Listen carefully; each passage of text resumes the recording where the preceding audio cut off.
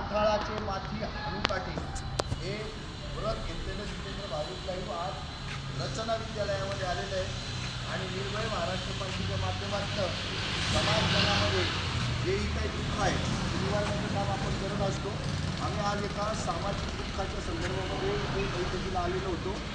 हे रचना विद्यालय या विद्यालयानं नाशिकला खूप चांगले निर्भय असे आणि जबाबदार असे भारतीय नागरिक केले आणि ही शाळा 100% मराठी माध्यमाची शाळा आहे आणि आमचं स्वतःचंच मिशन असं आहे आणि निर्भय महाराष्ट्र पार्टीचंच असं मिशन आहे की मराठी माध्यमाच्या शाळा जगल्या पाहिजे, टिकल्या पाहिजे, वाढल्या पाहिजे, विकसित झाल्या पाहिजे आणि संख्येने वाढल्या पाहिजे आणि मातृभाषेत शिक्षण हे मिळालंच पाहिजे आणि इतर भाषांमध्ये माणसांना शिकता आलं पाहिजे किंवा ते माध्यम नसावं, माध्यम हे मातृभाषेतच असावं ही आमची ठाम भूमिका आहे। तर नेहमीप्रमाणे आपण वेगवेगळ्या चित्रपटांमध्ये जसं बघतो तसंच एक अरिष्ट या शाळेवर पण आलेला आहे। एवढी सुसज्ज इमारत आहे आणि इथलं वातावरण जर बघितलं तर अतिशय सुंदर असं वातावरण आहे आणि इथं जबाबदार भारतीय नागरिक घडतो हा या रचना विद्यालयाचा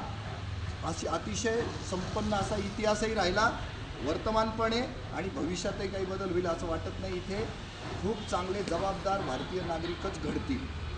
अशा प्रसंगामध्ये आम्ही जिथे आत्ता उभे आहोत तिथे साधारण 80,000 रुपये वार या पद्धतीनं आजूबाजूच्या जमिनी विकल्या जातात आणि या शाळेच्या प्लॉटवर बिल्डर लॉबीची वक्रदृष्टी आलेली आहे अशी एकंदरीत परिस्थिती आहे आणि या शाळेचं काम खच्चीकरण करण्याचं काम या बिल्डर लॉबीचं चाललेलं आहे। याला क्रोनी कॅपिटलिझम म्हणतात आणि या क्रोनी कॅपिटलिझममध्ये साठे लोटे भांडवलशाही याच्यामध्ये काही गुंडे एकत्र येतात, भांडवलदार एकत्र येतात, बिल्डर एकत्र येतात, पोलीस प्रशासन एकत्र येतं, नगरपालिकेचं प्रशासन येतं, महानगरपालिकेचं प्रशासन येतं, महसूल खातं याच्यामध्ये येतं आणि हे सगळे एकत्र येऊन अशा पद्धतीच्या प्लॉट्सवर डल्ला मारतात आणि चांगली चाललेली कामं, समाजहिताची चाललेली कामं, समाजाच्या सकारात्मक वाढीसाठी चाललेली कामं थांबवण्याचं काम अशा पद्धतीच्या क्रोनी कॅपिटलिझममधून मोठ्या प्रमाणावर आज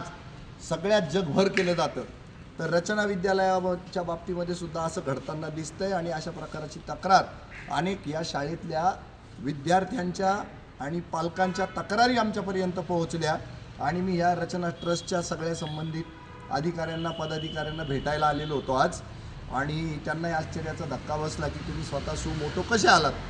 मी म्हटलं तुमच्या इथले जे काही सेन्सिटिव्ह मुलं आहेत त्यांचे काही फोन आलेत आम्हाला, त्यांच्या पालकांचे फोन आले की आमची शाळा काहीतरी दुःख भोगते तर तुम्ही तिथं जायला पाहिजे, काहीतरी अन्याय अत्याचार होतो आहे आणि तुम्ही सगळ्या रचना ट्रस्टच्या पदाधिकाऱ्यांशी, शिक्षकांशी बोललं पाहिजे म्हणून आज आम्ही इथे आलेलो होतो। तर ती सगळी कहाणी आत्ता आम्ही ऐकली आणि रचना विद्यालयावर आलेलं जे संकट आहे ते दूर करण्यासाठी म्हणून निर्भय महाराष्ट्र पार्टी, जितेंद्र भावेश लाईव्ह आणि नाशिकमधला मी आय ॲश्युअर यू ऑल की 25 लाख लोकसंख्येचं आपलं जे शहर आहे पैकी 22 ते 24 लाख लोक ही शाळा टिकावी, वाढावी, विकसित व्हावी आणि हिच्या ब्रांचेस संख्येने वाढाव्या म्हणून तसा मानस ठेवून जगणारी लोक आहेत आणि या संदर्भामध्ये मी खूप विनम्रतेनं या संदर्भामध्ये जितकेही लोक काम करत आहेत, धर्मदाय आयुक्त असतील किंवा धर्मदाय खात्याचे जे कोणी न्यायाधीश असतील, या सगळ्यांना माझं अपील आहे। महसूल आयुक्त जे आहेत आपले विभागीय आयुक्त त्यांनाही माझं अपील असेल, नंतर कलेक्टरला माझं अपील असेल, पोलीस आयुक्तांना माझं अपील असेल की या सगळ्या लोकांनी सुमोटो या शाळेवर आलेलं जे संकट आहे ते दूर करण्यासाठी खुर्च्या सोडा आणि काम करा। आउट ऑफ बॉक्स जाण्याची गरज नाही।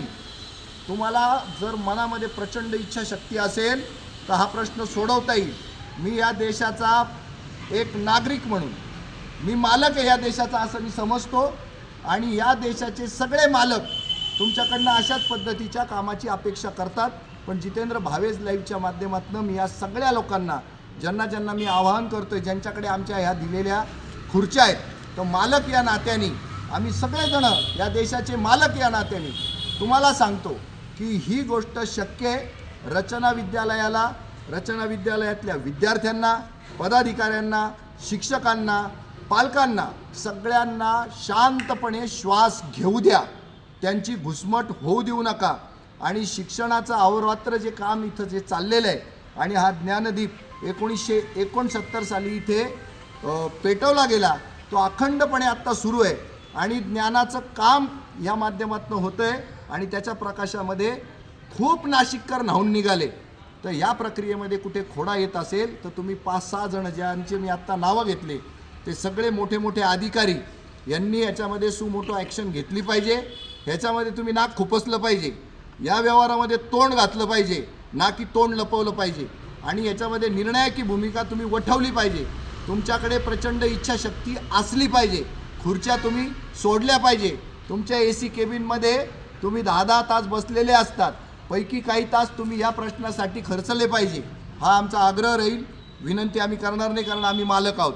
तर मालकांनी नोकरांना सांगितलेलं हे जे काम आहे त्यांनी ते केलं पाहिजे आणि समाजहितासाठी देशहितासाठी सुरू असलेलं हे अव्याहत अखंडपणे अविरत चाललेलं जे काम आहे त्याच्यामध्ये खोडा आणणाऱ्या ज्या ज्या शक्ती आहेत त्या शक्तींना रोखणं हे तुमच्या सगळ्यांचंच कर्तव्य आहे. पण तुम्ही ते कर्तव्य करत नाही आहात, म्हणून ही अडचण येते. तरीसुद्धा या शाळेचे आत्ताचे जवळपास 2,500 विद्यार्थी, त्यांचे 2-2 पालक जर धरले तर एकूण 7,500 संख्या होते. माजी विद्यार्थी जर बोलवले तर ते जवळपास 5-10 हजार लोक होती.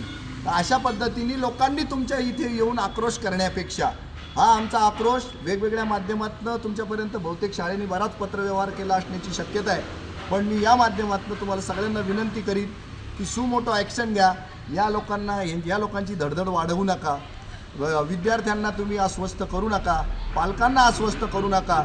आजपर्यंत घडलं नसेल, तुमचे हात बांधलेले असतील कायद्यानं, पण तुमचं डोकं ज्या वेळेला स्वतःच्या बाबतीत असे प्रसंग आले की कसं जोरात चालतं, तसं या सामाजिक प्रश्नासाठी ते डोकं जोरात चाललं पाहिजे आणि हा प्रश्न सुटला पाहिजे, ही माफक अपेक्षा आहे. म्हणून मी विनंती केली होती आज सगळ्या शिक्षक वृंदाला आणि इथल्या पदाधिकाऱ्यांना की आत्ता आपण एक लाईव्ह घेऊ आणि हा प्रश्न समाज मनापर्यंत पोहोचवू. आज 2023 सालामध्ये कुठलेच शस्त्र चालत नाहीत. एकच शस्त्र आहे जे माझ्याकडे खूप प्रभावी येते, तुमच्या सगळ्यांकडे, पण सगळ्यांना ते काही शस्त्र चालवण्याची काही कौशल्य प्राप्त नसतं. तर आपण या फेसबुक लाईव्हच्या माध्यमातून म्हणजे सोशल मीडियाच्या माध्यमातून जगभरातले प्रश्न सुटताना आपण बघतो. तर हा आमचा पहिला प्रयत्न आहे निर्भय महाराष्ट्र पार्टीचा किंवा जितेंद्र भावेश लाईव्हचा. तर या माध्यमातून आम्ही आमचा जो काही आवाज आहे तो तुमच्यापर्यंत पोहोचवण्याचा प्रयत्न केला.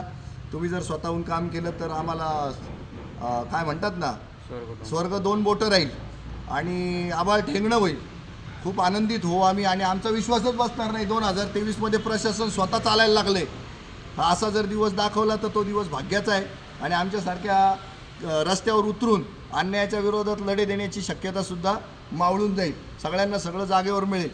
पण हे स्वप्न आहे माझं, ठीक आहे, पण त्याच्यामध्ये यश आलं तर तुम्ही सगळे अभिनंदनास पात्र असाल. आमची एवढी विनंती तुम्ही स्वीकारावी अशी विनंती करतो आणि 2 शब्द आईरे सरांनी बोलावे. पवार सर बोला. आपले सगळ्यांचे नाशिककरांचे आवडते जितेंद्र लाईव्हच्या माध्यमातून पूर्ण जगभरामध्ये ज्यांनी आपलं नाव नाशिकचं ज्यांनी केलेलं आहे त्यांच्यापर्यंत आमचा हा प्रश्न ज्यावेळेला पोचला त्यावेळेला ते स्वतःहून त्यांच्या संपूर्ण टीमसह या ठिकाणी उपस्थित झाले. सकाळपासून जितेंद्र सर वेगवेगळ्या प्रश्नांना हाताशी घेऊन नाशिककरांचे असेल किंवा नाशिक जिल्ह्यातले प्रश्न ते सोडवण्यासाठी प्रयत्न करत आहेत. आम्हीही आमच्या ह्या प्रश्नासाठी मुख्यमंत्र्यांपासून म्हणजे गल्लीपासून दिल्लीपर्यंत जाऊन वेगवेगळ्या लोकांना आम्ही निवेदनं देतो. या प्रश्नामध्ये आपण स्वतःहून सहभागी व्हावं आणि आमचा हा प्रश्न जो आहे हा प्रश्न केवळ फक्त हा भूमाफियाचा संदर्भातलाच प्रश्न आहे. याच्या व्यतिरिक्त याच्यामध्ये दुसरा कुठलाही प्रश्न आणण्याचं कारण नाही किंवा कुठलाही वाद निर्माण करण्याचं कारण नाही. कुठल्याही धर्माचा हा वाद नाही आहे, कुठलाही नाही. हा फक्त भूमाफिया आणि जमीन हडपणारे जे पुण्या मुंबई सारख्या ठिकाणी ज्या पद्धतीने कब्जा करून बिल्डिंगा उभ्या केल्या जातात त्याच पद्धतीने इथे हा प्रश्न होताना आम्हाला दिसतोय आणि याच्यासाठीच जितेंद्र सर या ठिकाणी आलेत आणि त्यांनी आम्हाला एक प्रकारे त्यांच्या लाईव्हच्या माध्यमातून आश्वस्त केलं का प्रशासन यामध्ये 100% लक्ष घालेल आणि म्हणूनच जर ज्या ज्या लोकांना यामध्ये मी सगळ्या नाशिककरांना आमच्या संस्थेच्या वतीने रचना विद्यालयाच्या वतीने विनंती करतो की आपण ह्या प्रश्नामध्ये स्वतःहून पुढे यावं। आज मराठी शाळा टिकली पाहिजे। आपण मराठी संदर्भामध्ये वेगवेगळे आंदोलनं उभं करतो, अधिवेशनाच्या माध्यमातून अनेक आमदार खासदार त्या पद्धतीने वेगवेगळ्या गोष्टी करत असतात, परंतु प्रत्यक्षात ज्यावेळेला प्रश्न उभे राहतात त्यावेळेला मात्र कोणीही पुढे येत नाही। असं न होता जास्तीत जास्त लोक जर याच्यामध्ये पुढे आलेत, इथल्या मध्याच्या आमदार देवनीताई असतील त्यांनी मोठ्या प्रमाणात आम्हाला मदत केली, परंतु जितेंद्र सर आज या ठिकाणी आले, सीमाताईंनी आम्हाला या ठिकाणी मदत केली, परंतु प्रत्यक्षात हा प्रश्न मुळासकट जर संपवायचा असेल तर तमाम नाशिककरांना, महाराष्ट्राच्या जनतेला आम्ही संस्थेच्या वतीने नम्र विनंती करतो की आपण ह्या प्रश्नाचं गांभीर्य ओळखा। या 2500 विद्यार्थ्यांच्या भविष्याचा विषय आहे, याच्यासाठी किंवा 100 शिक्षकांच्या संपूर्ण कुटुंबाचा हा प्रश्न आहे। त्यामुळे आपण सगळ्यांनी एकजुटीने जर आपण इथं उभं राहिलो तर कितीही मोठा भूमाफिया याच्या समोर आला तरी आपण त्याला चितपट केल्याशिवाय राहणार नाही। म्हणून मी या जितेंद्र लाईव्हच्या माध्यमातून यांच्या सर्व सहकाऱ्यांचं आणि जितेंद्र सरांचं या ठिकाणी खूप खूप आभार व्यक्त करतो आणि थांबतो। धन्यवाद। पुन्हा एकदा जाता